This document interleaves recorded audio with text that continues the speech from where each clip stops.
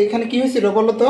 এখানে কুকুরে কামড়েছে, এইদিকেও দাগ আছে না? দেখি কেমনে হয়েছিল ঘটনা বলো তো তোমার, এই যে কুকুরে যে কামড়াইলো কেমনে কি বলো? আমি যে জায়গায় কুকুরের বাচ্চা তোলাইছে সেই জায়গায় মানে একটা ঘরের নিচে তোলাইছে, তো ঘরের সামনে গেছিলাম, দাঁড়িয়ে আছিলাম, তখন কামড় দিছে।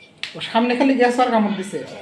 তুমি কি ওরা ডিস্টার্ব করছিল নাকি? না, বাচ্চা টাচ্চা ধরতে গেছিলা? বাচ্চা হচ্ছে ঘরের ভিতরে আর আমি ঘরের বাইরে। ও এটা কি তোমরা পালো, কুত্তা পালো? না, পাশের বাড়ির মানুষ পালে। পাশের বাড়ির মানুষ পালে? হ্যাঁ। আচ্ছা, পরে তোমরা কিছু বলো নাই পাশের বাড়ির মানুষরে? না, কিছু বলো নাই? মানে পাশের বাড়ির মানুষ কেন পালে পাশের বাড়ির মানুষ? জানি না। সেটা জানো না? না, মানে তাদের কাছে কি মানুষের চাইতে কুত্তা প্রিয় নাকি?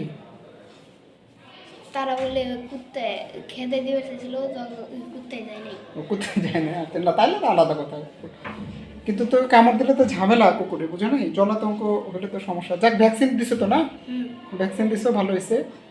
ইনশাল্লাহ কিছু হবে না। হ্যাঁ, এটা হচ্ছে ভ্যাকসিন দিলে কিছু হয় না। হ্যাঁ, অনেকে তো জানে না, ভ্যাকসিনটা দিতে হবে আর কি। আর কুকুর টুকুর থেকে দূরে থাকবা। হ্যাঁ, কুকুর, বিড়াল, শিয়াল, বেজি, হ্যাঁ, এগুলো দেখলে এরপর থেকে দূরে থাকবা, কারণ এগুলো কামড় দিলে জলাতঙ্ক হইতে পারে। এবং জলাতঙ্ক যদি একবার কারো হয়, মানে তাকে আর বাঁচানো যায় না। কিন্তু এটা হচ্ছে, যেহেতু ভ্যাকসিন দিচ্ছ তুমি, ভ্যাকসিন দিলে এটা হওয়ার সম্ভাবনা নাই। ঠিক আছে, একদম মোটামুটি